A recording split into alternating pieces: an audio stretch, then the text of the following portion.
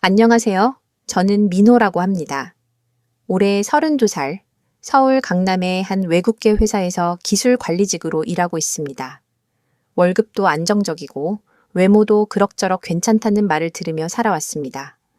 연애도 몇 번 해봤지만 결국 선택한 사람은 지혜였죠. 지혜는 유치원 교사였는데 조용하고 순한 성격의 따뜻한 미소가 매력적인 여자였습니다. 1년 정도 교제한 뒤 우리는 결혼했습니다.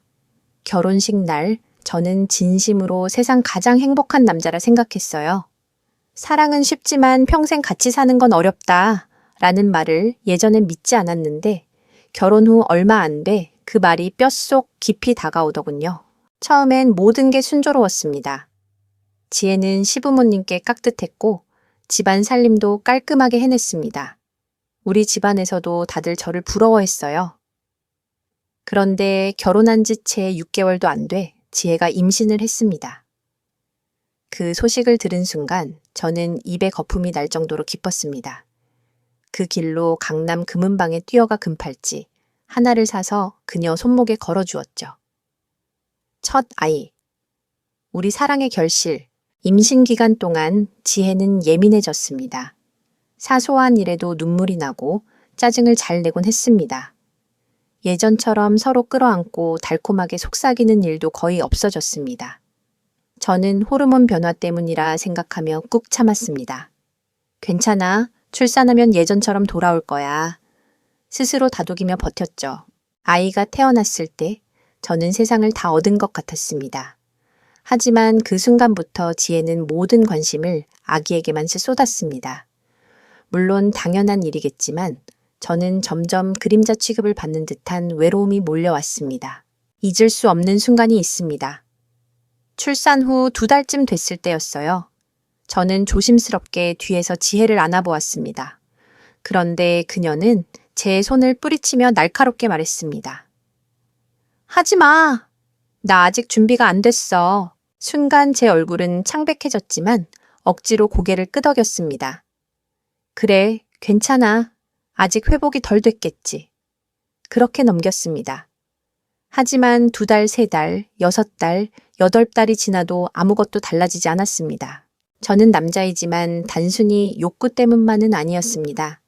그저 예전처럼 아내와 손을 잡고 서로의 천을 느끼며 웃고 싶었던 거예요.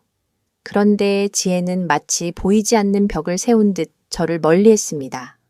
밤마다 아기와 작은 방에서 문을 잠그고 자버리니 저는 혼자 큰 방에서 이불을 끌어안고 눈을 감았습니다.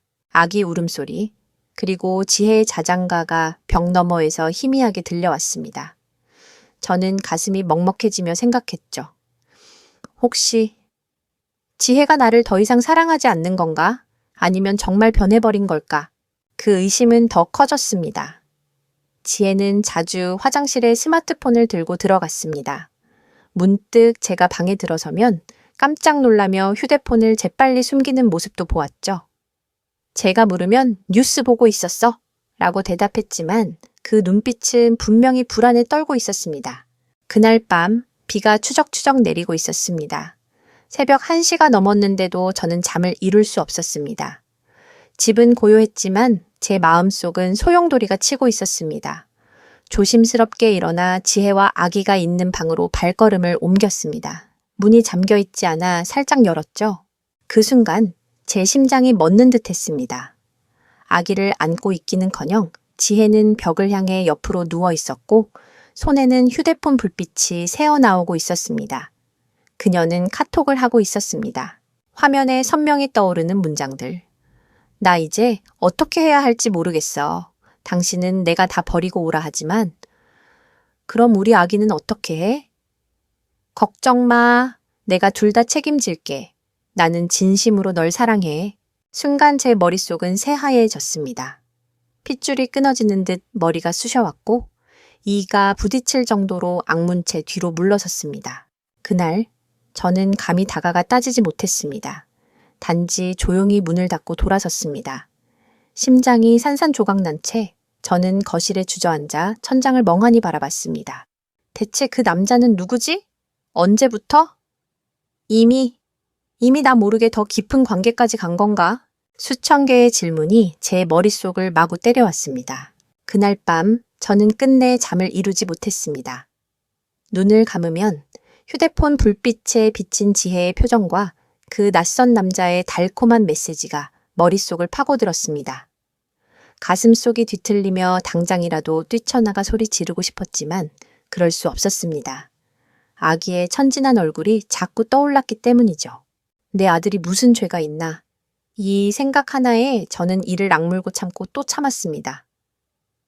하지만 머릿속에서는 악몽처럼 질문이 끊임없이 울려 퍼졌습니다. 그 남자는 누구인가? 언제부터 이런 짓을 저질렀나? 단순히 문자뿐일까? 아니면 이미 다음날 아침 저는 무슨 일이 있었냐는 듯 태연하게 행동했습니다. 평소처럼 지혜와 아기에게 아침 죽을 사서 돌아왔습니다. 아들이 저를 보고 방긋 웃자 저도 억지 미소를 지었죠. 하지만 그 웃음 뒤에는 미친 듯이 들끓는 의심과 분노가 숨어 있었습니다. 지혜는 여느 때처럼 아기에게 죽을 떠먹이며 살짝 미소 지었습니다. 그 모습은 겉보기엔 평온했지만 전날 밤 제가 본 채팅창이 머릿속에서 겹쳐지자 소름이 끼쳤습니다. 그녀의 손동작 하나, 눈길 하나조차 저를 오싹하게 만들었죠. 그날 점심, 저는 회사에 급한 회식이 잡혔다고 거짓말을 했습니다. 사실은 곧장 중고 휴대폰 매장으로 향했죠. 낡은 휴대폰 하나를 사고 새 유심을 끼워 넣었습니다. 그리고 몰래 위치 추적 앱과 문자 동기화 프로그램을 설치했습니다. 손이 덜덜 떨렸습니다. 마치 제가 범죄자라도 된 것 같았죠. 하지만 그 순간만큼은 뭐든 해야 했습니다. 제 아내가 어떤 비밀을 숨기고 있는지 저는 반드시 알아내야 했습니다. 밤이 찾아오고 지혜가 욕실에서 샤워하는 동안 저는 몰래 그녀의 휴대폰을 찾아냈습니다. 잠금조차 걸어두지 않은 게 믿기지 않았습니다. 마치 제가 들어올 줄은 꿈에도 몰랐다는 듯이 손끝이 얼어붙은 듯 떨리며 앱을 설치하고 메시지를 동기화했습니다. 불과 15분 남짓. 그러나 그 짧은 시간이 제 인생을 송두리째 뒤바꾸었습니다. 그날 밤 아이와 지혜가 깊이 잠든 뒤 저는 제 방으로 들어와 보조 휴대폰을 켰습니다. 심장이 쿵쾅거리며 목이 말랐습니다. 그리고 화면에 뜬 메시지 목록을 보는 순간 제 피가 차갑게 식어버렸습니다. 형수님도 친구도 아닌 단순히 현우라는 이름으로 저장된 번호. 거기에는 수백 건의 메시지가 쏟아져 있었습니다. 오늘도 너 보고 싶어 죽겠다. 자고 있는데도 내 얼굴이 떠올라서 미치겠어. 남편은 이제 관심 없지? 나랑 같이 있자. 그녀의 답장은 더 충격적이었습니다. 나도 그래. 근데 아기 때문에 조심해야 돼. 남편은 요즘 나한테 무심해. 밤마다 혼자 자니까 눈치 못 챌 거야. 순간 숨이 막혔습니다. 머릿속이 하얘지며 온몸이 식은땀으로 젖어들었습니다. 더는 부정할 수 없었습니다. 제가 버티며 믿고 싶었던 산후 우울증이나 일시적인 변화가 아니었습니다. 그녀는 다른 남자와 사랑을 나누고 있었습니다. 저는 휴대폰을 바닥에 던지고 싶을 만큼 분노했지만 꾹 눌러 참았습니다. 아직 확실한 증거가 필요해. 그래야 끝낼 수 있어. 그날 밤 저는 창백한 얼굴로 창가에 앉아 술 3캔을 비우며 밤을 새웠습니다. 내일은 반드시 진실을 파헤치리라. 술 기운에 겨우 아침을 맞이했지만 머리는 무겁고 가슴은 쑤셨습니다. 지혜는 평소처럼 아이에게 미음을 떠먹이며 환하게 웃고 있었어요. 그 미소가 이제는 저를 미치게 만들었습니다. 전날 밤 제가 읽은 메시지가 머릿속에서 되살아나 그녀의 입술에서 흘러나오는 그 미소조차 역겹게 느껴졌죠. 저는 최대한 태연한 척했습니다. 출근길에 아들에게 볼 뽀뽀를 하고 지혜에게는 무심한 듯 수고해 한마디만 남겼습니다. 하지만 제 속은 이미 불타고 있었습니다. 점심시간 회사 근처 카페에 앉아 다시 휴대폰을 켰습니다. 새벽에 동기화된 메시지들이 그대로 저장돼 있었죠. 그리고 그 안에는 제가 상상조차 못한 대화가 담겨 있었습니다. 내일 저녁 어때? 지난번 갔던 모텔 346호 예약했어. 지혜는 이렇게 답했습니다. 알겠어. 근데 아기가 잠들어야 움직일 수 있어. 남편은 요즘 완전 무심하니까 아마 모를 거야. 그 순간 제 온몸의 피가 머리로 치솟으며 눈앞이 새하얘졌습니다. 입술이 파르르 떨리고 이를 악문 채 이 여자 정말 끝까지 날 기만하는구나 라는 생각이 머리를 때렸습니다. 그날 이후 저는 완전히 다른 사람이 되었습니다. 출근해서도 일에 집중할 수 없었고 회의 중에도 귀에는 아무 소리도 들어오지 않았습니다. 머릿속엔 오직 하나, 그녀를 잡아야 한다. 이틀 뒤 지혜가 전화를 걸어왔습니다. 여보, 오늘 나 친정에 가서 하루 자고 올게. 엄마가 보고 싶다고 하면서. 그 목소리는 달콤했지만 이제는 칼처럼 제 귓속을 파고들었습니다. 저는 아무렇지 않게 대답했습니다. 그래, 다녀와. 내가 애 보지 뭐. 전화를 끊자마자 심장이 요동쳤습니다. 제 손에는 이미 동기화된 위치 추적 어플이 있었으니까요. 그리고 저녁 8시 지혜는 아이를 재운 뒤 외출했습니다. 지도 위 붉은 점이 실시간으로 움직였습니다. 강남 친정집으로 향할 거라던 그녀의 발걸음은 정반대로 흘러가고 있었죠. 좁은 골목을 지나 번화가 한켠의 허름한 모텔 앞에 멈춰 섰습니다. 화면에는 주소와 함께 3369라는 숫자가 떠올랐습니다. 저는 주먹을 쥐고 이를 악문채 곧장 차를 몰았습니다. 심장이 터질 듯 뛰고 핸들이 땀으로 미끄러울 지경이었습니다.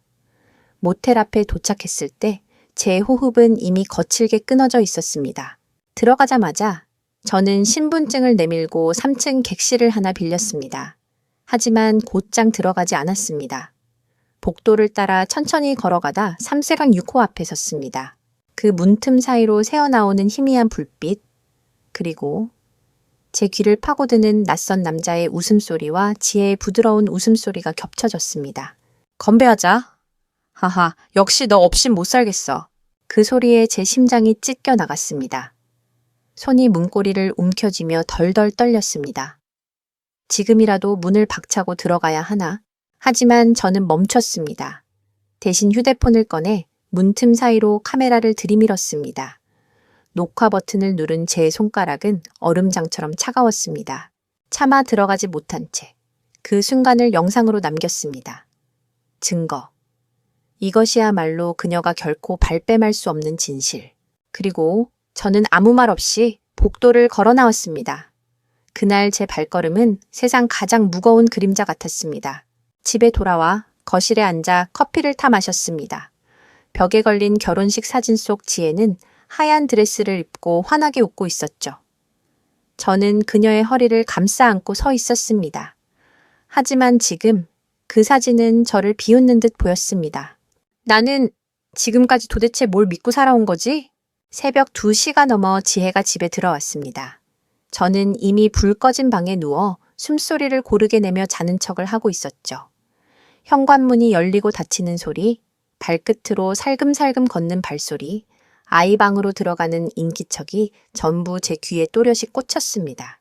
잠시 후 아이를 눕히고 돌아온 지혜는 제 방문을 슬쩍 열어 제 등 뒤를 확인했습니다. 저는 온몸을 돌처럼 굳힌 채 눈을 감고 있었죠. 그녀는 안심한 듯 조용히 문을 닫고 나갔습니다. 그 순간 제 안에서 불길 같은 분노가 치솟았지만 저는 꾹 참았습니다. 아직은 때가 아니었으니까요. 다음 날 아침 평소와 다름없이 지혜는 피곤한 얼굴로 식탁에 앉아 있었습니다. 눈 밑이 시커멓게 내려앉았는데 저는 그게 아이 때문인지 아니면 어젯밤의 만남 때문인지 알 수 있었습니다. 여보, 괜찮아? 얼굴이 안 좋아 보이네. 제가 일부러 무심한 듯 묻자 그녀는 쓴웃음을 지으며 대답했습니다. 응? 어제 애가 자꾸 칭얼거려서 거의 못 잤어. 그 뻔뻔한 거짓말에 제 속은 부글부글 끓었지만 저는 억지로 미소를 지었습니다. 그래, 고생했네. 오늘 낮에는 좀 쉬어. 제 목소리는 차갑게 떨리고 있었지만 그녀는 전혀 눈치채지 못했습니다. 그날 오후 저는 더 이상 시간을 끌 수 없다고 판단했습니다. 제 머릿속은 이미 명확한 결론을 내렸죠. 현행범으로 잡는다. 그래야 그녀가 부정할 수 없다. 저는 차분하게 준비를 시작했습니다. 법률 사무소에 다니는 친구에게 전화를 걸어 이혼과 양육권 문제에 대해 상담했습니다. 민호야, 확실한 증거 있냐? 없으면 법원에서 밀릴 수도 있어. 증거? 이미 충분히 있어. 영상도 있고 메시지도 있고 위치 기록까지 다 갖췄어. 그럼 넌 이길 확률 높아. 하지만 네 멘탈이 버틸 수 있겠냐? 저는 대답 대신 씁쓸하게 웃었습니다. 이미 멘탈이 무너져 있었으니까요. 이틀 뒤 지혜는 또다시 전화를 걸어왔습니다. 여보, 이번 주말에 친정집에 가야 할 것 같아. 엄마가 많이 보고 싶어 하셔. 그래? 다녀와. 걱정 말고. 저는 태연한 척 대답했지만 제 손은 이미 스마트폰을 꼭 쥐고 있었습니다. 토요일 밤 지혜는 아이를 재우더니 외출 준비를 마쳤습니다. 그리고 문을 나섰죠. 휴대폰 지도 속 붉은 점은 곧장 강남 친정집이 아닌 또다시 낯선 모텔을 향해 움직였습니다. 이번에도 삼보백 6호였습니다. 저는 서둘러 차를 몰고 뒤따라갔습니다. 심장이 입 밖으로 튀어나올 것처럼 요동쳤습니다. 모텔에 도착한 저는 곧장 프런트에 가서 다른 방을 빌렸습니다. 3층 복도를 걸으며 멀리서 새어나오는 웃음소리와 잔 부딪히는 소리를 들었을 때 온몸에 힘이 빠져나갔습니다. 그리고 그 순간 저는 모든 걸 기록했습니다. 휴대폰으로 문틈 사이를 찍으며 그들의 대화를, 웃음을, 숨결마저 담아냈습니다. 손끝이 부들부들 떨렸지만 눈물은 나오지 않았습니다. 눈물이 아니라 증오만이 제 눈을 적셨습니다. 그날 밤 집에 돌아온 저는 아무 말도 하지 않았습니다. 벽에 걸린 결혼 사진을 바라보며 술잔을 비웠습니다.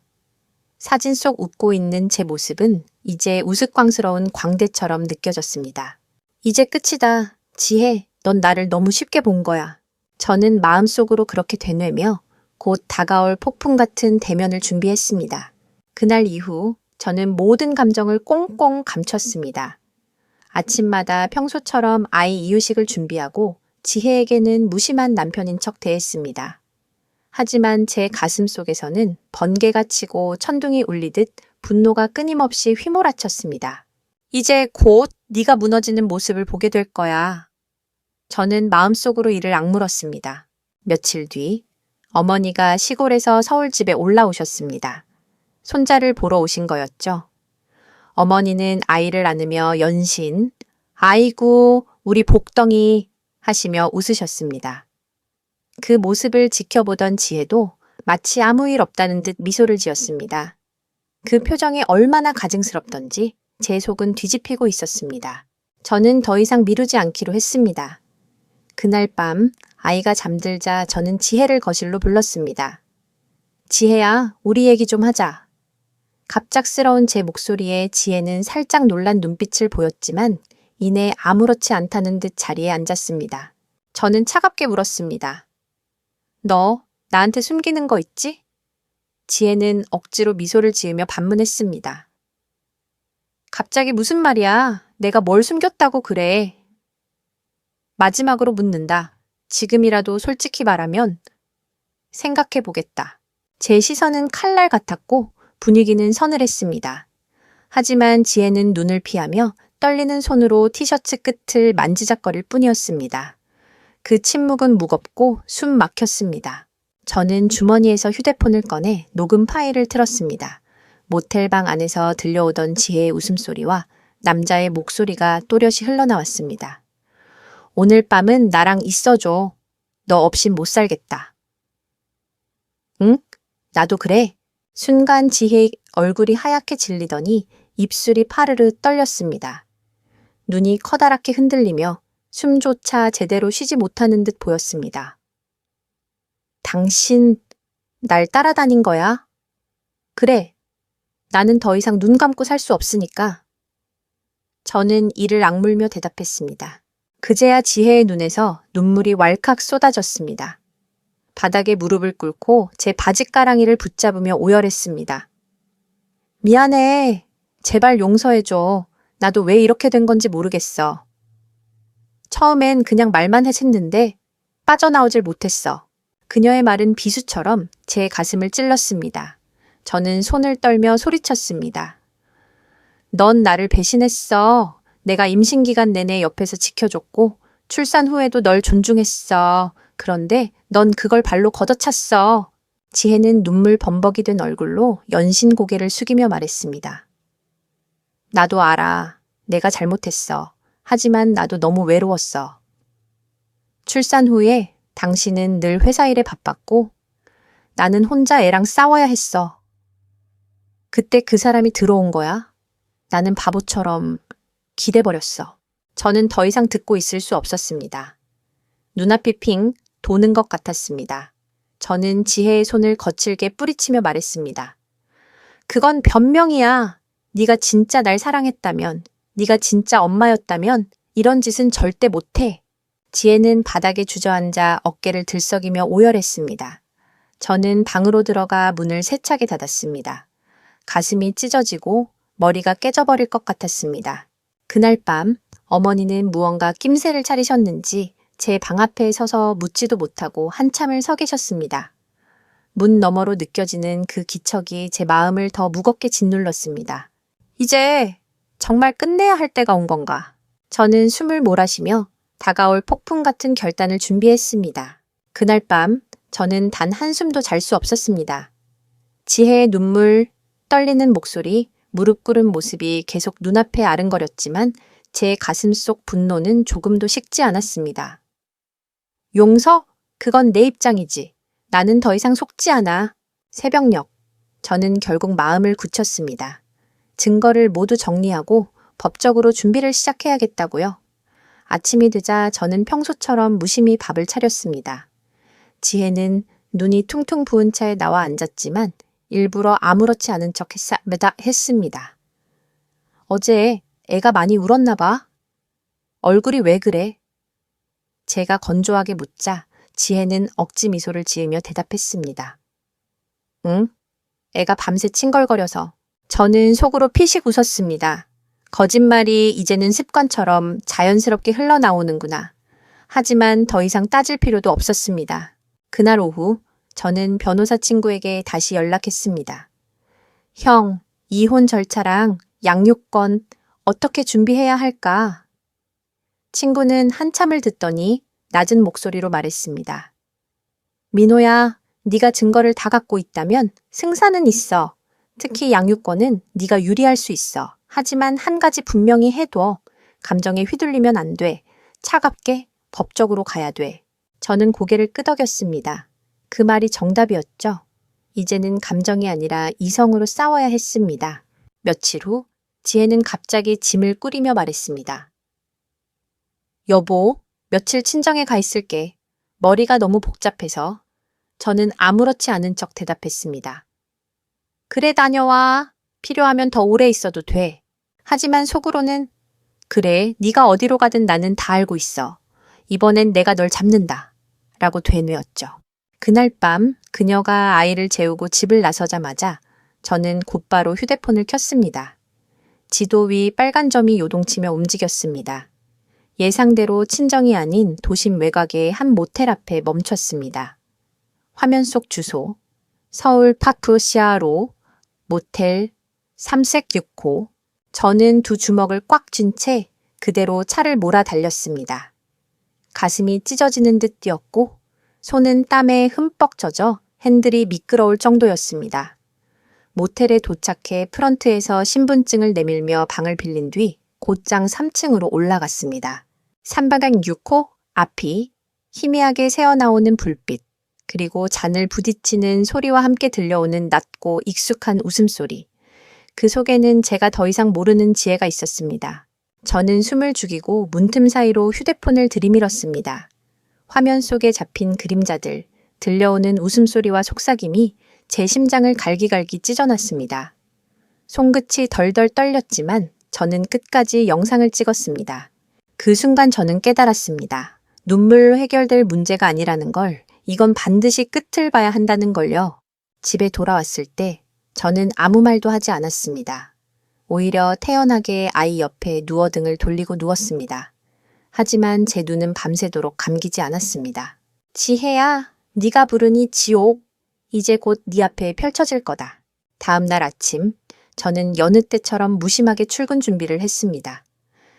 지혜는 피곤한 얼굴로 아기를 안고 식탁에 앉아 있었죠. 저는 애써 태어난 척 미소를 지었습니다. 오늘도 죽 사왔어. 애기 먼저 먹이고 너도 좀 먹어. 그녀는 잠깐 제 얼굴을 스치듯 보더니 고개를 끄덕이며 숟가락을 들었습니다. 만약 전날 밤 제가 찍은 그 영상을 본 누군가가 있었다면 아마 믿지 못했을 겁니다. 그녀는 여전히 가정적인 아내의 가면을 쓰고 있었으니까요. 하지만 제 가슴속은 이미 콩댐처럼 갈라져 있었습니다. 저는 점심시간마다 몰래 보조 휴대폰을 켜고 그녀의 메시지를 확인했습니다. 현우라는 이름의 남자와 주고받는 문자들. 어제 너무 좋았어. 너 없인 이제 못 살아. 나도 그래. 오늘 밤에도 보고 싶지만 남편 눈치 봐야 돼. 저는 이를 악물었습니다. 그래, 끝까지 잡았대 봐라. 내가 직접 네 죄를 세상에 까발려주마. 며칠 뒤 기회는 다시 찾아왔습니다. 지혜가 친정 간다고 짐을 챙기던 날이었습니다.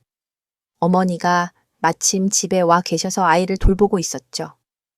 저는 퇴근 후 거실에서 태연하게 TV를 보며 그녀를 지켜봤습니다. 지혜는 가방에 옷가지와 화장품을 넣으면서도 제 눈을 피했습니다. 오늘은 늦을 거지? 제가 덤덤히 묻자 그녀는 순간 움찔했지만 곧 억지 미소를 지으며 대답했습니다. 응? 엄마랑 얘기 좀 하다 자고 올게. 저는 고개를 끄덕이며 TV 화면에 시선을 고정했습니다. 하지만 가슴 속에서는 시뻘건 불길이 타올랐습니다. 밤 8시, 지혜가 아이에게 입맞춤을 하고 집을 나섰습니다. 곧바로 휴대폰에 붉은 점이 찍혔습니다. 친정 방향이 아니라 도심 번화가 쪽. 그리고 다시 그 익숙한 모텔 앞에 멈췄습니다. 저는 곧장 차를 몰았습니다. 엔진 소리가 제 심장 고동과 함께 울려 퍼지는 듯 했죠. 도착했을 때 그녀는 이미 3색 6호로 들어가 있었습니다. 저는 프런트에서 또다시 방을 빌렸습니다. 하지만 이번엔 달랐습니다. 들어가기 전에 제 손은 이미 호주머니 속에 녹화 버튼을 켜둔 상태였습니다. 3감 6호 앞에 섰을 때 안에서 들려오는 웃음소리와 낮은 신음소리가 제 귀를 찔렀습니다. 저는 당장이라도 문을 발로 차고 들어가고 싶었지만 그 순간 머릿속에서 아이의 얼굴이 번쩍 떠올랐습니다. 아니야. 지금 들어가면 모든 게 산산조각 난다. 증거로 남겨야 해. 그래야 법적으로도 확실하다. 저는 이를 악물고 휴대폰을 들이밀었습니다. 문틈 사이로 잡히는 희미한 그림자, 웃음소리, 잔 부딪히는 소리. 모든 걸 영상에 담았습니다. 그리고 한 발자국 물러서 복도를 걸어 나왔습니다. 제 발걸음은 무겁고 가슴은 산산이 찢겨져 있었습니다. 집에 돌아오자 어머니는 이미 주무시고 계셨습니다. 저는 조용히 술잔을 꺼내 들었습니다. 거실 벽에 걸린 결혼식 사진 속에서 하얀 드레스를 입은 지혜가 환하게 웃고 있었습니다. 저는 그 사진을 노려보며 잔을 비웠습니다. 네오는 내 인생을 짓밟았어. 하지만 이제부터는 내가 널 끝장낼 거야. 그날 새벽 저는 마침내 결심했습니다. 내일 모든 것을 꺼내놓고 그녀를 무너뜨리겠다고. 다음 날 아침 저는 평소와 다름없이 행동했습니다. 죽을 싸와서 아이에게 먹이고 지혜에게도 건넸습니다. 그녀는 억지로 미소를 지으며 고마워 라고 했지만 저는 속으로 차갑게 중얼거렸습니다. 오늘 밤 내 가면은 완전히 벗겨질 거야. 그날 저녁 저는 아이를 어머니께 맡기고 지혜를 거실로 불렀습니다. 분위기가 심상치 않음을 느낀 지혜는 살짝 긴장한 표정으로 제 앞에 앉았습니다. 왜 그래? 무슨 일 있어? 그녀의 목소리는 떨렸지만 여전히 태연한 척을 하고 있었습니다. 저는 그녀의 눈을 똑바로 바라보며 낮게 말했습니다. 지혜야, 마지막으로 묻는다. 나한테 숨기는 거 있지? 그녀는 잠시 동공이 흔들리더니 고개를 저었습니다. 아니야. 무슨 소리야? 왜 자꾸 의심해? 그 순간 저는 주머니에서 휴대폰을 꺼내 재생 버튼을 눌렀습니다. 모텔 306호 앞에서 찍은 영상. 스피커로 흘러나오는 남자의 웃음소리, 지혜의 나직한 웃음, 그리고 잔 부딪히는 소리. 찰나의 순간 지혜의 얼굴은 핏기가 완전히 사라지며 창백해졌습니다. 입술이 파르르 떨리고 손가락이 바닥을 긁듯 떨렸습니다. 이게 뭐야? 네가 뭘 했었는지, 네가 어디서 뭘 하고 있었는지 이제 다 알았어. 그녀는 눈물이 왈칵 터져 나왔습니다. 무릎을 꿇고 제 바지가랑이를 붙잡으며 오열했습니다. 잘못했어. 제발 한 번만 용서해줘. 나도 왜 이렇게 된 건지 모르겠어. 처음엔 그냥 얘기만 했는데 점점 깊어져서 헤어나오지 못했어. 그녀의 말에 제 머릿속은 천둥 번개가 치는 듯 울렸습니다. 저는 주먹을 불끈 쥐고 목소리를 낮췄습니다. 네가 임신했을 때 내가 얼마나 곁에서 참아줬는지 알아? 너를 배려한다고, 네 마음 상하지 않게 하려고 얼마나 애썼는지 알아? 그런데 넌 그걸 짓밟았어. 내가 집에서 애 보며 혼자 기다릴 때 넌 다른 남자 품에 안겨 있었어. 지혜는 얼굴을 두 손으로 감싸주며 흐느꼈습니다. 눈물, 콧물이 뒤섞여 바닥에 뚝뚝 떨어졌습니다. 외로웠어. 너무 외로웠어.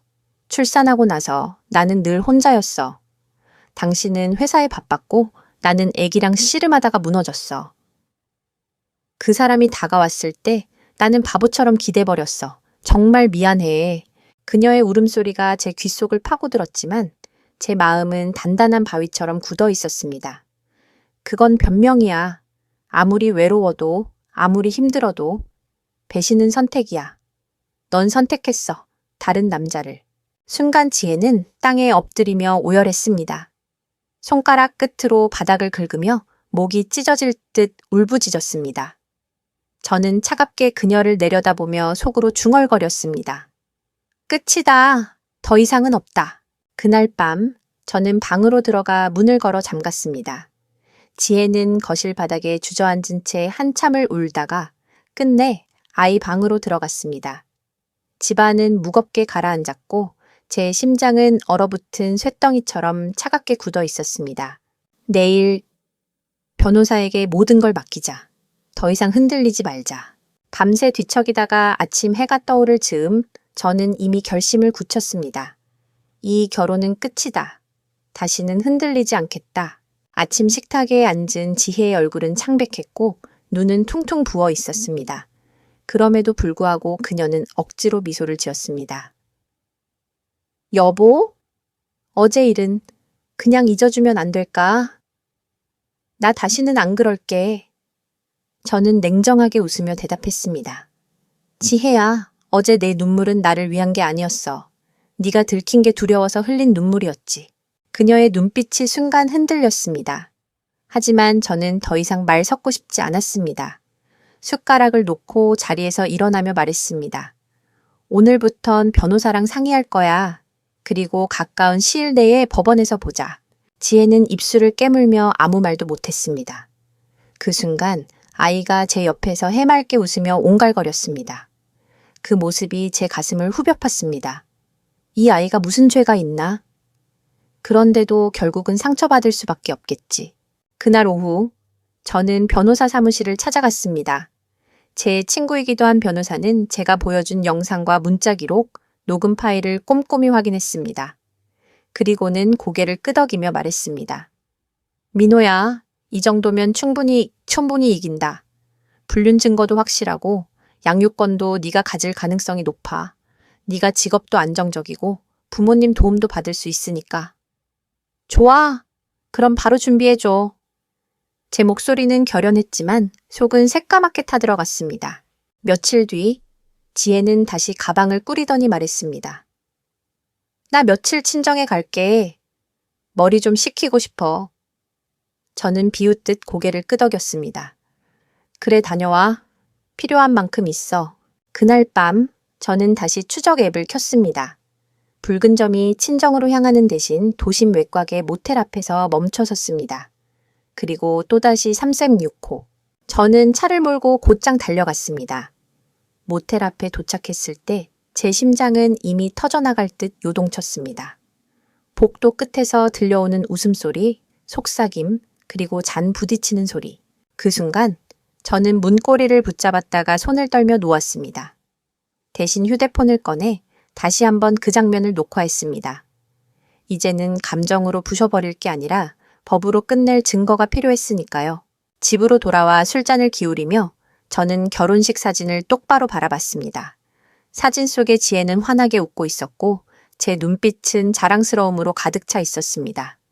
하지만 지금의 저는 우스꽝스러운 광대 같았습니다. 지혜야, 네가 선택한 길은 이제 되돌릴 수 없어. 그날 밤 저는 이혼 서류 작성을 결심하며 변호사에게 보낼 자료들을 정리하기 시작했습니다. 제 손끝은 떨렸지만 마음은 단단히 굳어져 있었습니다. 이제 진짜 마지막이다. 며칠 뒤 저는 정식으로 변호사에게 이혼 소송을 의뢰했습니다. 증거 파일, 문자 캡처, 녹음까지 모두 넘겼죠. 변호사는 서류를 넘겨보며 고개를 끄덕였습니다. 민호 씨, 이 정도면 불륜 입증은 충분해요. 위자료 청구도 가능하고 무엇보다 아이 양육권, 지금 상황이라면 민호 씨 쪽이 더 유리합니다. 그 말을 듣는 순간 제 가슴은 무겁게 내려앉았습니다. 유리하다니, 승소 가능성이 높다니. 그런데 왜 이렇게도 씁쓸한 걸까요? 내가 이기든 지든 결국 가장 큰 피해자는 아이일 텐데. 그날 저녁 저는 집으로 돌아와 평소처럼 아이와 시간을 보냈습니다. 아이는 아무것도 모른 채 제 품에서 해맑게 웃고 있었습니다. 그 순간 가슴이 미어져 눈물이 날 뻔했지만 저는 꾹 삼켰습니다. 그래, 내가 널 반드시 지켜낼 거야. 며칠이 흘렀습니다. 지혜는 여전히 예전처럼 행동했습니다. 아이에게는 다정한 엄마였고 제 앞에서는 최대한 평정심을 유지하려 애썼습니다. 하지만 그 가면 뒤에 숨어 있는 추악한 진실을 이미 알아버린 저는 그녀의 행동 하나하나가 위선으로만 보였습니다. 그러던 어느 날 지혜가 느닷없이 제게 말을 걸었습니다. 여보, 우리 다시 처음부터 시작하면 안 될까? 나 정말 잘못했어. 당신 없으면 안 돼. 그녀의 두 눈에는 눈물이 그렁그렁 맺혀 있었습니다. 하지만 저는 이미 흔들리지 않았습니다. 지혜야, 그 말은 나한테 하는 게 아니야. 법정에서 해. 제 말에 그녀의 얼굴은 굳어졌고 그 순간 저는 차갑게 등을 돌렸습니다. 그날 밤 지혜는 몰래 전화를 하며 속삭이고 있었습니다. 저는 방 안에서 휴대폰을 통해 동기화된 메시지를 확인했습니다. 그 사람 점점 차가워져. 아마 곧 이혼하자고 할 거야. 그러자 남자는 답했습니다. 걱정 마. 내 편은 나야. 넌 절대 혼자가 아니야. 그 대화가 제 심장을 빗으로 찔렀습니다. 혼자가 아니라고? 그래, 이제 둘이서 지옥으로 같이 떨어지겠지. 저는 더 이상 감정을 억누르지 않기로 했습니다. 곧장 변호사에게 전화를 걸어 말했습니다. 이번 주 안에라도 소송 걸어주세요. 더는 못 기다리겠습니다. 알겠습니다. 바로 진행하죠.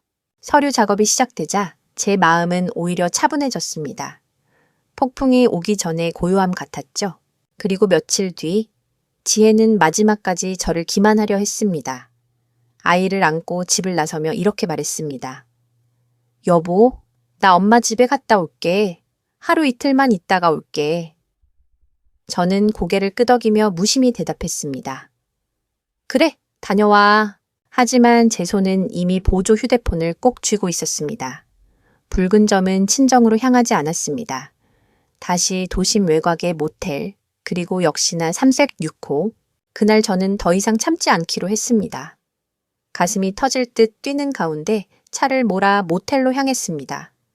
복도 끝에서 들려오는 웃음소리, 그리고 닫힌 문 너머로 새어나오는 불빛. 저는 문 앞에 서서 휴대폰을 켰습니다. 그리고 그 순간 제 눈은 핏발이 서고 손은 떨렸습니다. 오늘이 마지막이다. 지혜, 이제 네가 지옥을 맛볼 차례야. 306호 문 앞, 제 심장은 북처럼 쿵쾅거렸습니다.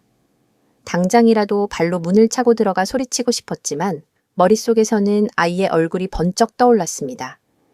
그 해맑은 웃음을 떠올리자 분노의 칼날이 잠시 무뎌졌습니다.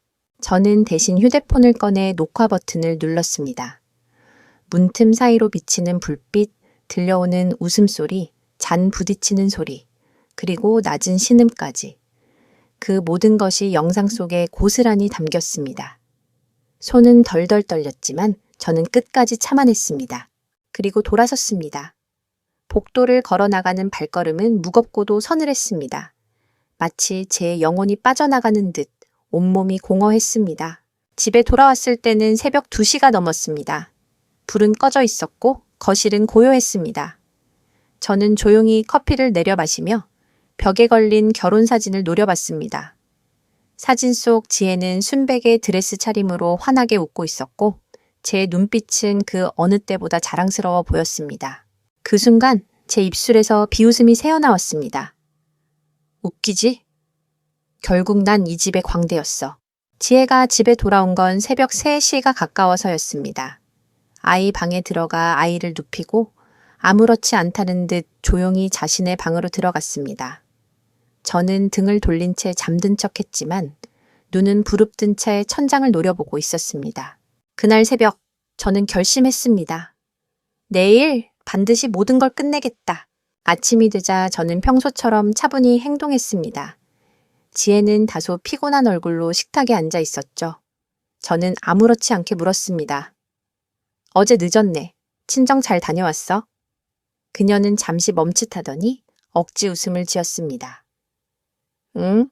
엄마랑 얘기 좀 하다 보니까 늦었어. 그 말에 저는 속으로 피식 웃었습니다. 뻔뻔하다는 말조차 부족했습니다. 그날 오후 저는 변호사에게 전화를 걸었습니다.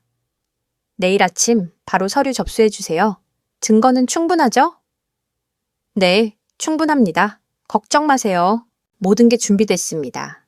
이제 남은 건 직접 그녀에게 보여주는 것뿐이었죠. 그날 밤 아이가 잠들자마자 저는 지혜를 거실로 불렀습니다. 우리 얘기 좀 하자.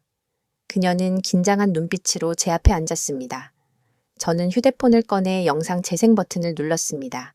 문틈 사이로 보이는 그녀의 모습, 들려오는 낯선 남자의 목소리, 그리고 웃음소리. 영상이 끝나자 지혜의 얼굴은 하얗게 질렸습니다. 입술이 바들바들 떨리며 손이 허공을 허우적거렸습니다. 당신 그걸 찍었어? 그래? 이제는 네가 뭐라고 해도 소용없어. 모든 증거는 다 준비돼 있어. 그녀는 순간 얼굴이 일그러지더니 바닥에 주저앉아 오열했습니다. 잘못했어. 정말 잘못했어. 제발 한 번만 용서해줘. 나는 정말... 하지만 저는 냉정하게 고개를 저었습니다. 이제 내 눈물은 의미 없어. 그건 연극일 뿐이야. 내일 법원에서 보자. 그 말에 지혜는 고개를 푹 숙이며 흐느꼈습니다. 집안 공기는 숨 막히게 무거웠고 저는 그 공기를 뚫고 방으로 들어가 문을 닫았습니다. 내일 모든 게 바뀐다. 다음 날 아침 저는 변호사에게 전화를 걸어 서류 접수를 확인했습니다. 모든 게 공식적으로 시작된 순간이었죠. 서류가 접수되면 곧 소환장이 발부될 거라 했습니다. 그날 저녁 저는 평소처럼 아이와 놀아주었습니다. 아이는 아무것도 모른 채 까르르 웃으며 제 품에 안겼습니다. 그 웃음소리가 제 가슴을 후벼 팠습니다. 이 아이가 무슨 죄가 있나? 결국 상처는 고스란히 이 녀석이 짊어져야 하겠지. 밤이 깊자 저는 지혜를 다시 거실로 불렀습니다. 그녀는 이미 모든 걸 알았다는 듯 초조한 얼굴을 하고 있었습니다. 지혜야, 이제 끝이야. 더 이상 숨길 것도 없어. 그녀는 고개를 떨군 채 작은 목소리로 중얼거렸습니다. 미안해. 나 정말 잘못했어. 다시 시작할 수는 없을까? 저는 단호하게 고개를 저었습니다. 이제 돌아갈 길은 없어. 법원에서 똑똑히 확인해. 네가 뭘 망가뜨렸는지. 그 말에 그녀는 울음을 터뜨렸습니다. 하지만 그 눈물조차 저에게는 아무런 울림이 없었습니다. 오히려 더 차갑게 굳어질 뿐이었죠. 며칠 후 지혜는 짐을 챙기더니 말했습니다. 나 친정에 며칠가 있을게. 엄마랑 지내면서 마음 정리 좀 할게. 저는 무심히 대답했습니다. 그래, 다녀와. 하지만 잊지 마. 이번엔 법원에서 편하게 볼 수 있을 거야. 그녀가 떠난 뒤 저는 홀로 남아 아이를 안았습니다. 그 순간 휴대폰 알림이 울렸습니다. 위치 추적 앱이 그녀의 움직임을 기록하고 있었죠. 예상대로 친정이 아니라 또다시 모텔로 향했습니다. 이번에도 같은 번호 3색 6호. 저는 머리를 감싸쥐며 허탈하게 웃었습니다. 그래, 끝까지 기어이 가는구나. 이젠 정말 후회할 틈도 없겠다. 그날 밤 저는 더 이상 몰래 증거를 쌓을 필요가 없다는 걸 깨달았습니다. 이미 충분히 넘쳤으니까요. 대신 저는 마음속으로 마지막 준비를 했습니다. 이번엔 네가 아니라 내가 선택할 차례야. 그리고 며칠 뒤 지혜를 정식으로 불러내 대면하기로 했습니다. 어머니께는 아이를 부탁드리고 저는 거실에 앉아 지혜를 기다렸습니다. 그녀가 들어오자 저는 차갑게 말했습니다. 지혜야, 이제 마지막으로 묻는다. 네가 잘못한 걸 인정할 거야? 아니면 끝까지 부정할 거야? 그녀는 한참 동안 침묵하다가 결국 고개를 떨구었습니다. 인정할게. 다 잘못했어. 하지만 아이만은 내 곁에 두면 안 될까? 그 말에 제 심장은 잠시 흔들렸습니다. 하지만 이내 굳건히 다잡았습니다. 아이? 넌 이미 엄마로서 자격을 잃었어. 법원에서 모든 게 결정될 거야. 그 순간 지혜의 얼굴은 완전히 무너져 내렸습니다. 눈물 범벅이 된 채 바닥에 주저앉아 흐느꼈습니다. 하지만 저는 등을 돌린 채 방으로 들어갔습니다. 끝이다. 이제는 진짜 끝이다. 며칠 뒤 드디어 법원에서 소환장이 도착했습니다. 봉투를 열어본 순간 제 손끝이 차갑게 식었습니다. 이제 모든 게 현실로 다가왔구나. 더 이상 되돌아갈 길은 없다는 걸 뼈저리게 느꼈습니다. 그날 저녁 저는 아이를 안고 거실에 앉아 있었습니다. 지혜는 문득 제 앞에 와서 무릎을 꿇었습니다. 민호? 제발 다시 생각해 줄 수는 없을까? 나 정말 잘못했어. 그 사람과는 이제 끝낼게. 그냥 한 번만 기회를 줘. 그녀의 두 눈에서 눈물이 폭포수처럼 쏟아졌습니다. 손가락이 제 무릎을 붙잡으며 떨렸습니다. 하지만 저는 냉정하게 그녀를 내려다봤습니다. 지혜야, 그건 네가 말한다고 되는 게 아니야. 이미 증거는 다 제출됐어. 이혼은 돌이킬 수 없어. 그녀는 오열하며 제 바지가랑이를 붙잡았지만 저는 단호하게 뿌리쳤습니다. 그 순간 어머니가 거실로 들어오셨습니다. 상황을 눈치챈 듯 차갑게 지혜를 바라보셨습니다. 얘야, 네가 무슨 짓을 했는지 나도 이제 다 안다. 우리 민호한테 그리고 네 아이한테 이럴 수가 있니? 지혜는 바닥에 무릎 꿇은 채 울음을 터뜨렸습니다. 하지만 어머니의 눈빛은 차갑게 굳어 있었습니다. 며칠 뒤 저는 변호사와 함께 법원에 출석했습니다. 지혜 역시 피곤한 얼굴로 법정에 앉아 있었습니다. 그녀는 고개를 떨군 채 말없이 서류를 응시했습니다. 판사는 증거 자료를 확인한 뒤 저를 바라보며 말했습니다. 원고 측 제출한 증거가 충분히 신빙성이 있습니다. 불륜 사실이 인정됩니다. 그 말에 지혜의 어깨가 크게 흔들렸습니다. 저는 차갑게 눈을 감으며 숨을 고르려 했지만 심장은 미친 듯이 뛰고 있었습니다. 재판이 끝나고 나오는데 지혜가 저를 붙잡았습니다. 민호, 아이만은 내 곁에 두면 안 될까? 그 목소리는 떨렸고 눈은 울음으로 벌겋게 충혈돼 있었습니다. 저는 잠시 아이 얼굴이 떠올라 가슴이 저릿했지만 다시 고개를 저었습니다. 아이에게 엄마가 필요하다고? 그럼 배신하기 전에 생각했어야지. 이제 그 말은 늦었어. 그녀는 그대로 바닥에 주저앉아 흐느꼈습니다. 저는 등을 돌려 걸어 나왔습니다. 집에 돌아오자 어머니가 저를 기다리고 계셨습니다. 민호야, 정말 이 길밖에 없겠니? 아이가 불쌍해서 하는 말이다. 저는 눈을 감으며 힘겹게 대답했습니다. 엄마, 저도 알아요. 하지만 그 여자는 이미 선을 더 넘었어요. 저는 아이만 지킬 겁니다. 그날 밤 아이가 제 품에 안겨 잠든 얼굴을 보며 저는 속으로 중얼거렸습니다. 아빠가 널 꼭 지켜줄게. 어떤 대가를 치르더라도. 재판이 진행되는 동안 지혜는 계속해서 눈물로 호소했습니다. 판사 앞에서도 제 변호사 앞에서도 그리고 제게까지 저도 잘못한 거 알아요. 하지만 애만큼은 제 곁에 두게 해주세요. 그 말의 순간 마음이 흔들릴 뻔했지만 저는 이를 악물고 고개를 저었습니다. 그녀의 눈물은 진심이 아니라 연기다. 나는 이제 속지 않는다. 며칠 뒤 저는 변호사에게서 전화를 받았습니다.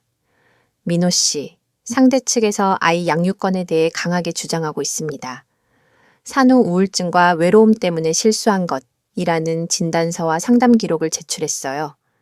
그 말을 듣는 순간 제 가슴은 철렁 내려앉았습니다. 뭐라고요? 정신과 진단서까지? 네, 법적으로 불리하지 않게 하려는 겁니다. 하지만 불륜 증거가 워낙 명확하기 때문에 큰 변수는 되지 않을 겁니다. 다만 법원은 아이에게 엄마가 꼭 필요하다는 점을 고려할 수 있습니다. 저는 그 자리에 얼어붙은 듯 멍하니 앉아 있었습니다. 머릿속이 복잡하게 꼬여왔습니다. 그날 밤 지혜가 다시 거실로 나와 무릎을 꿇었습니다. 민호, 나 병원 다니고 있었어. 산후 우울증 때문에 약도 먹고 상담도 받았어. 당신이 너무 바쁘니까 나 혼자 버티려다 이렇게 된 거야. 제발 아이만큼은 내게서 빼앗지 말아줘. 그녀의 목소리는 오열에 가까웠습니다. 저는 눈을 질끈 감으며 고개를 저었습니다.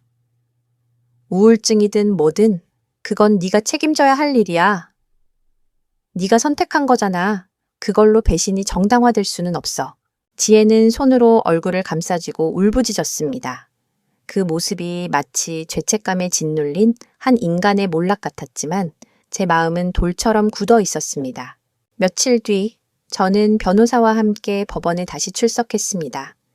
지혜 측 변호사는 진단서와 상담 기록을 증거로 제출하며 이렇게 말했습니다. 피고는 단순한 불륜 여성이 아니라 출산 이후 심각한 산후 우울증으로 인해 정상적인 판단이 어려운 상태에서 일시적 일탈을 저지른 것입니다. 아이에게는 여전히 어머니가 필요합니다. 순간 법정이 술렁였습니다. 판사는 깊은 한숨을 내쉬며 고개를 끄덕였습니다. 제 변호사가 자리에서 일어나 목소리를 높였습니다. 존경하는 재판장님, 피고의 우울증 여부와는 별개로 불륜은 명백한 사실입니다. 원고 측은 수개월에 걸친 대화 기록, 모텔 출입 영상, 녹취록까지 제출했습니다.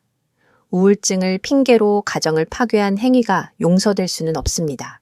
판사의 눈길이 저를 향했습니다. 원고, 본인은 아내의 병력을 알고 있었습니까? 저는 잠시 망설이다 고개를 저었습니다. 아닙니다. 저도 최근에서야 알았습니다. 하지만 그 어떤 이유도 배신을 정당화할 수는 없습니다. 법정의 공기가 무겁게 가라앉았습니다. 지혜는 눈물을 훔치며 고개를 숙였고 제 심장은 두근거려 당장이라도 터져 나올 것 같았습니다. 재판이 끝나고 법정을 나오는 길, 지혜가 제 팔을 붙잡았습니다. 민호, 제발 한 번만 생각해줘. 난 죄인 맞아. 하지만 엄마로서는 아직... 저는 그녀의 손을 뿌리치며 차갑게 대답했습니다. 엄마? 엄마라면. 아이 아빠를 이렇게 짓밟을 수 있었을까? 넌 이미 그 자격을 잃었어. 그녀의 얼굴은 절망으로 무너져 내렸고 저는 흔들림 없는 눈빛으로 등을 돌렸습니다. 이제 판결만 남았다. 끝까지 가겠다. 재판이 끝난 날 밤 저는 집거실에 앉아 멍하니 술잔을 들었습니다. 지혜는 아이를 안고 방 안에 있었고 어머니는 무거운 얼굴로 제 맞은편에 앉아 있었습니다. 민호야, 혹시 조금은 마음을 풀 수는 없겠니? 그 애가 잘못한 건 맞지만 그래도 아이 엄마잖니. 어머니의 목소리는 떨리고 있었습니다. 저는 고개를 숙이며 낮게 대답했습니다. 엄마? 저도 알아요. 하지만 엄마라면 어떻게 남편을 이렇게 배신할 수 있어요? 이건 단순한 실수가 아니에요. 선택이에요. 그 선택의 대가는 치러야죠. 어머니는 한숨을 내쉬며 더는 말을 잇지 못했습니다. 며칠 뒤 저는 변호사와 마지막 준비를 하고 있었습니다. 판결은 곧 내려질 예정이었죠. 그런데 그날 오후 낯선 번호로부터 메시지가 도착했습니다. 민호 씨, 아직도 아내를 너무 믿는 것 같군요. 사실 그녀는 당신이 생각하는 것보다 더 깊이 빠져 있었어요. 이건 그 증거예요. 첨부된 영상 파일 하나. 저는 손이 떨리는 걸 억누르며 재생 버튼을 눌렀습니다. 화면 속에는 임신 7개월 차 배가 불룩 나온 지혜가 그 남자와 함께 모텔로 들어가는 장면이 찍혀 있었습니다. 순간 제 심장이 철렁 내려앉았습니다. 숨이 막혀 헉 소리가 나왔습니다. 뭐야, 임신했을 때도 머릿속이 하얗게 비며 가슴이 찢어지는 듯 했습니다. 그 영상 속 모습은 제가 알던 아내가 아니었습니다. 그리고 그 찰나 끔찍한 생각이 제 머릿속을 강타했습니다. 설마 그 아이가 내 친자가 아닌 건가? 손끝이 얼어붙은 듯 떨렸습니다. 저는 그대로 소파에 주저앉아 머리를 감쌌습니다. 눈앞이 핑 돌며 숨조차 제대로 쉬지 못했습니다. 그날 밤 저는 한숨도 자지 못했습니다. 아이의 얼굴을 보면서도 가슴이 찢겨나갔습니다. 혹시 이 아이가 내 아들이 아니라면? 내가 지금까지 목숨 걸고 지키려 했던 게 사실 남의 피라면? 그 생각이 떠오를 때마다 눈물이 솟구쳤습니다. 새벽녘 저는 결심했습니다. 확인해야 한다. 두려워도 무너져도 반드시 진실을 알아야 한다. 다음 날 아침 저는 변호사를 찾아가 이 사실을 털어놨습니다. 그는 심각한 표정으로 고개를 끄덕이며 말했습니다. 민호 씨, 그렇다면 친자 확인을 하는 게 맞습니다. 결과에 따라 모든 게 달라집니다. 만약 친자가 아니라면 양육 의무에서 벗어날 수 있습니다. 저는 입술을 깨물며 고개를 끄덕였습니다. 네, 부탁드립니다. 방법을 알려주세요. 그날 밤 저는 아이가 잠든 후 조심스럽게 머리카락 몇 가닥을 채취했습니다. 그 작은 머리카락이 제 손에 들려 있을 때 제 심장은 미친 듯이 뛰었습니다. 이게 진실을 밝힐 열쇠라니. 며칠 후 검사 결과가 나왔습니다. 봉투를 열어본 순간 눈앞이 아득해졌습니다. 부, 후, 자, 식지, 관계, 부정, 친자 관계 없음.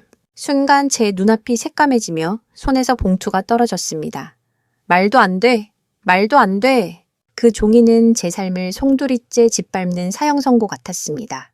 친자 검사의 결과지를 손에 쥔 순간 저는 그대로 바닥에 주저앉았습니다. 눈앞이 뿌옇게 흐려지고 가슴이 쿵 내려앉는 듯한 충격이 밀려왔습니다. 내가 지금까지 지켜왔던 아이가 내 피가 아니라고? 머리가 멍해져 아무 생각도 나지 않았습니다. 온몸에 식은땀이 흘러내리고 입술은 파르르 떨렸습니다.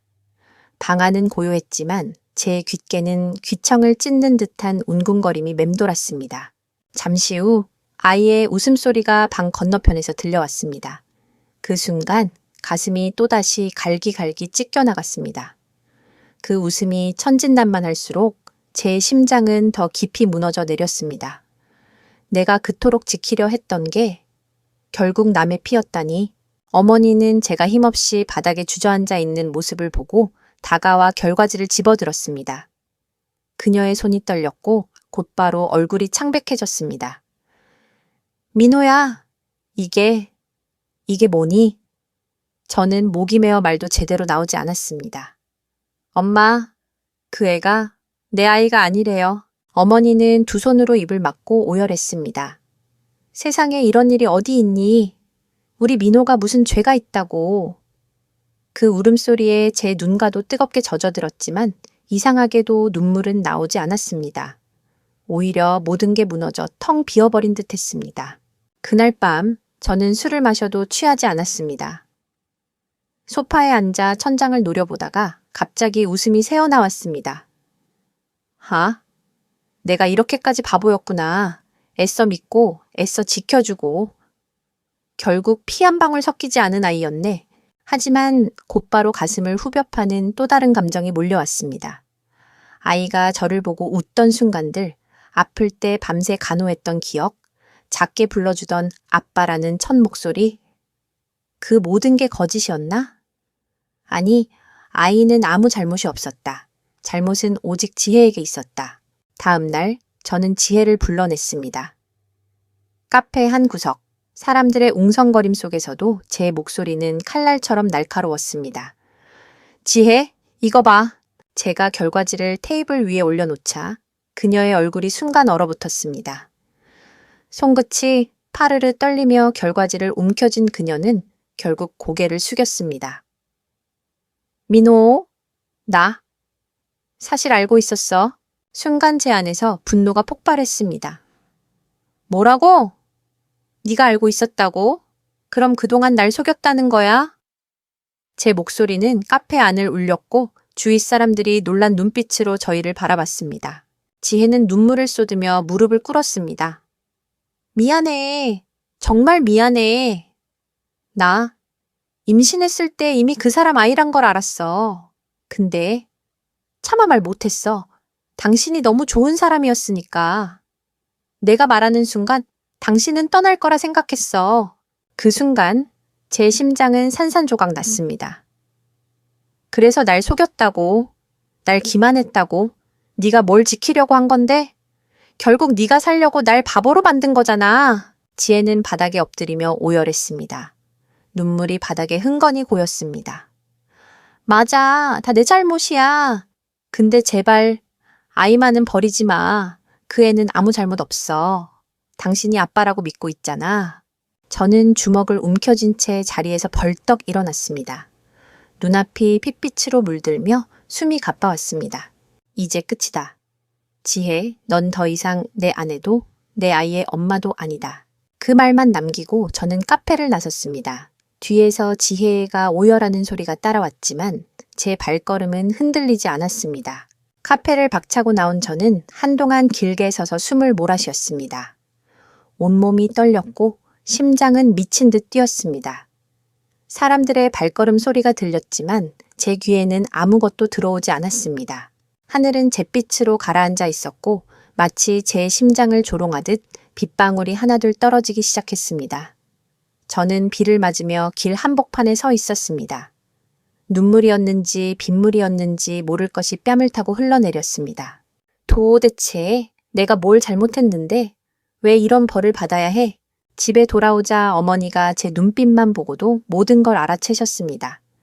저는 결과지를 내밀었고 어머니는 손으로 입을 막은 채 바닥에 털썩 주저앉으셨습니다. 민호야, 세상에 이게 무슨 날벼락이냐. 어머니의 눈물이 바닥에 떨어졌습니다. 저는 차가운 목소리로 대답했습니다. 엄마, 이제 지혜는 내 아내가 아니에요. 그리고 그 애는 내 아들이 아니래요. 하지만 방 안에서 아이가 해맑게 웃으며 기어 나오는 모습을 보는 순간 제 다리는 풀려버렸습니다. 그 천진난만한 눈빛, 두 팔 벌려 아빠라고 외치는 그 목소리. 저는 무너져 내렸습니다. 어떻게 이 아이를 외면할 수 있지? 피는 안 섞였어도 난 이미 아빠인데 그날 밤 저는 술에 취해 창밖을 바라보다 결국 바닥에 주저앉아 목 놓아 울었습니다. 가슴 깊은 곳에서 쏟아져 나오는 울음이었습니다. 분노, 배신, 슬픔, 사랑 모든 게 한꺼번에 터져 나왔습니다. 며칠 뒤 지혜가 다시 집에 찾아왔습니다. 얼굴은 더 초췌했고 눈은 퀭했습니다.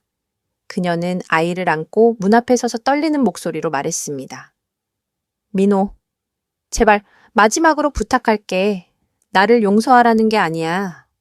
다만 아이만은 지켜줘. 그 애는 아무것도 모르잖아.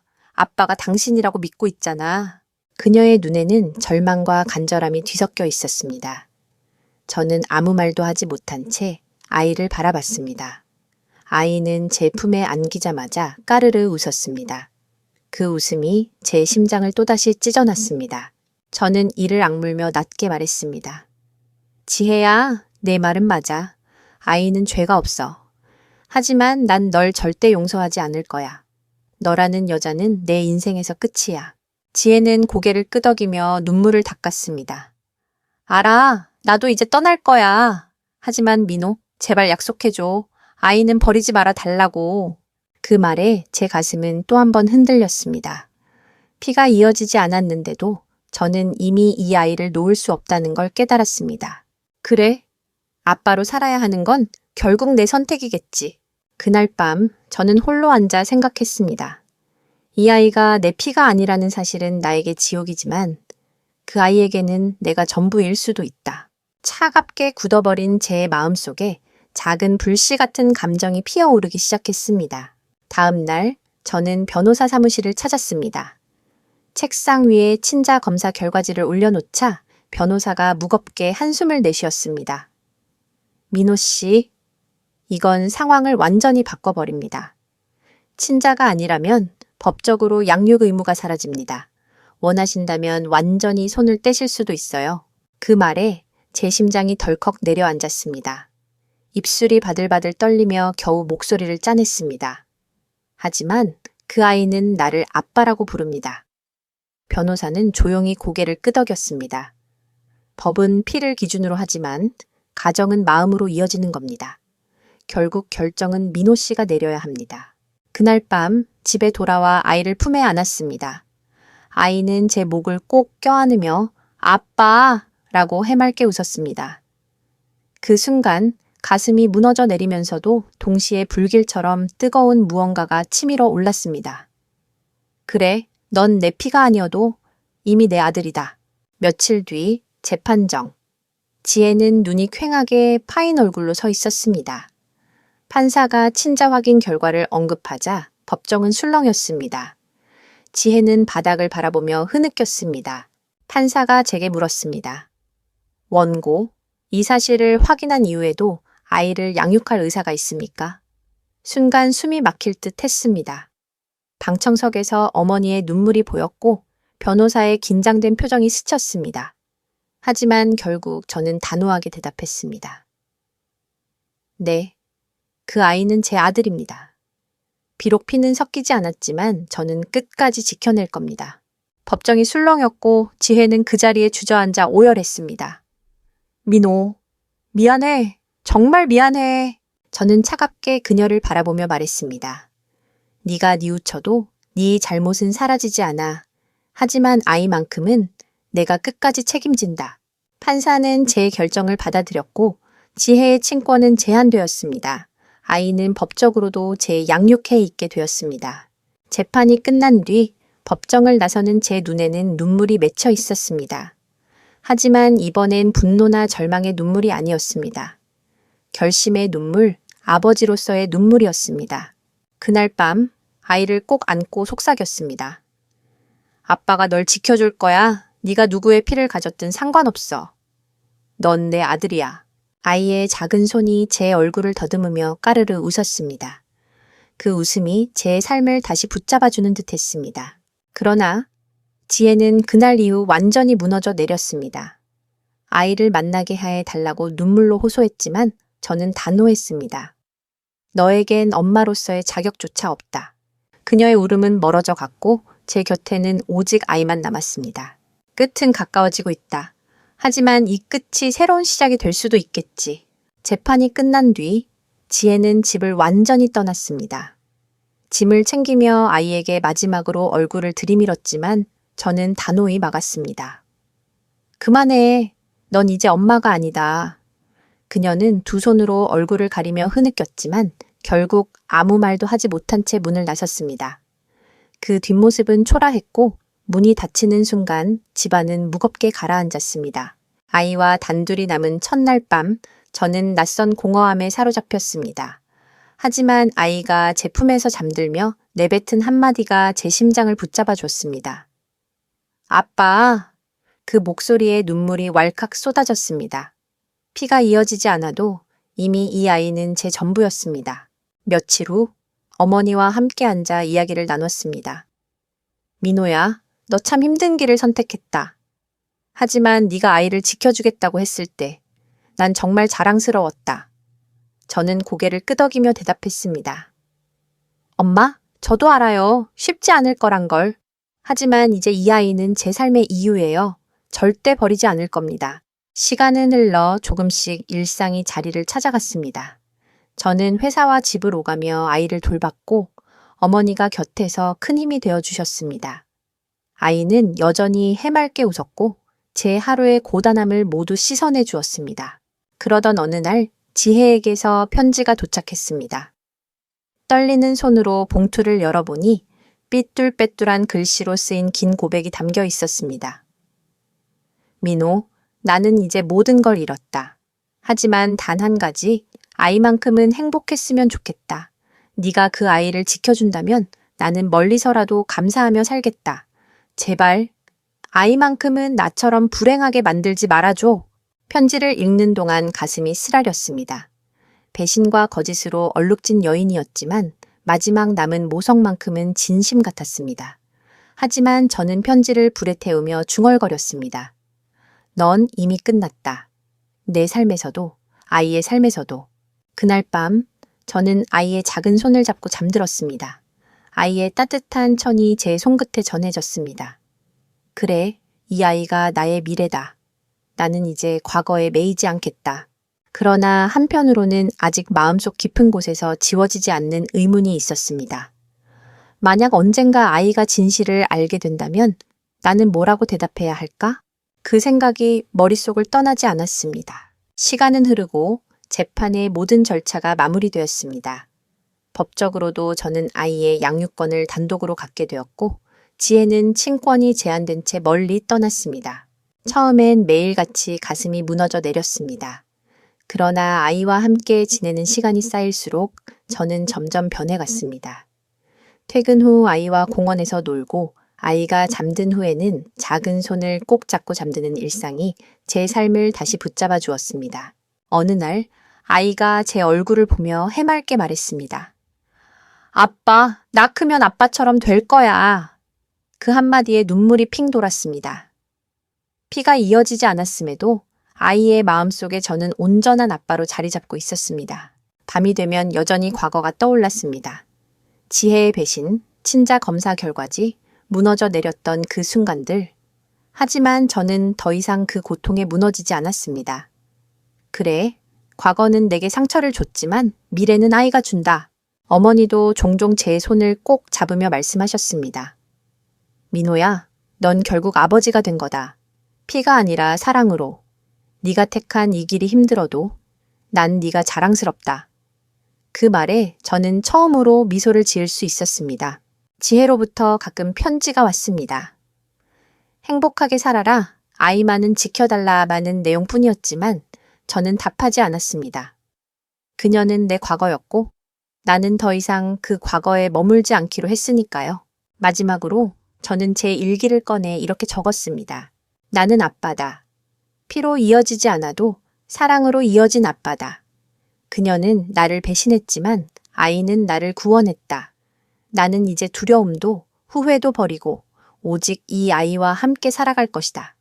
이것이 나의 새로운 시작이다. 창밖으로 아침 햇살이 비쳐 들어왔습니다. 아이가 두 팔을 벌리며 웃었습니다. 아빠! 그 순간 저는 확신했습니다. 그래, 이 아이가 내 삶의 전부다. 그리고 난 절대 무너지지 않을 거다. 인생에서 가장 큰 상처는 사랑하는 사람의 배신일 수 있습니다. 그러나 그 속에서도 우리는 선택을 통해 새로운 삶을 만들어 갈 수 있습니다. 피보다 진실한 것. 혹시 이 이야기가 마음에 와 닿았다면 댓글로 생각을 남기거나 주변